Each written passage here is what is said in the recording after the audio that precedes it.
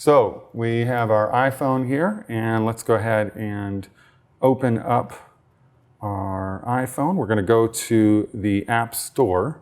Now in the App Store, you want to go ahead and type in iTalk Recorder. So let's do that.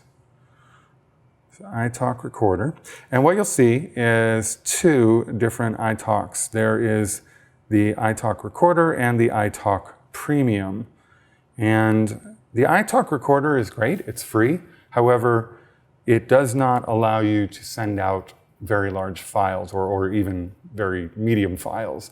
They put a limit on it. And so you will most likely have to spend the $2, so it's $1.99 to get the iTalk Premium.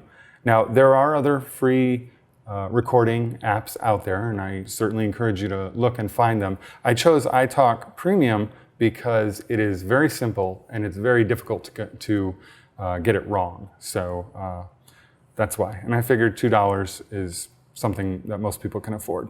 Okay, so let's go ahead and download it. All right, now that it's downloaded, let's go ahead and open it up. And what you'll see when you open up is a very simple interface. You have a red circle with press to record. Very simple, the record button. You have recording name box where you can click and then type in the name of the file, and you have recording quality, good, better, and best. It defaults to better, but I'm going to encourage everyone to go to best because we always want to record the best audio we possibly can. All right, so I'm going to just go ahead and type in take 1. Now, you may want to think about a scheme for naming your audio files. For example, if you're interviewing Alice, per se, or for example, you may want to type in Alice take 1 or Alice take 2, take 3, etc. This is because you will need to sync up these audio files to the video that you take on another iPhone. And so in order to do that easily, it's best to just make everything labeled, so that you can put them back together quickly. Okay, now that I have it named, I'm going to press record, and right away, if I bring up here, what I'll see is a red bar beneath the circle that is the audio monitoring that goes back and forth. And in doing so, that just lets you know if it's too loud. If it's too loud, it's going to reach all the way across the iPhone. If it's just right, it's probably going to reach just about 3/4 of the way there. If it's really, really too soft, you're probably going to have something where it only reaches maybe 1/4 across the iPhone.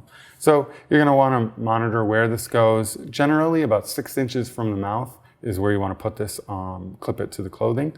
And away you go. You get some great audio.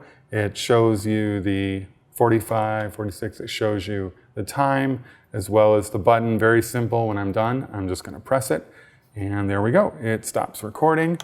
Now you can change the name or you can just hit done, which is probably what you'll do. You can also resume. It says press to resume. So if you needed to pause because something perhaps happened or something, maybe the person needed a moment, you can pause it and then resume.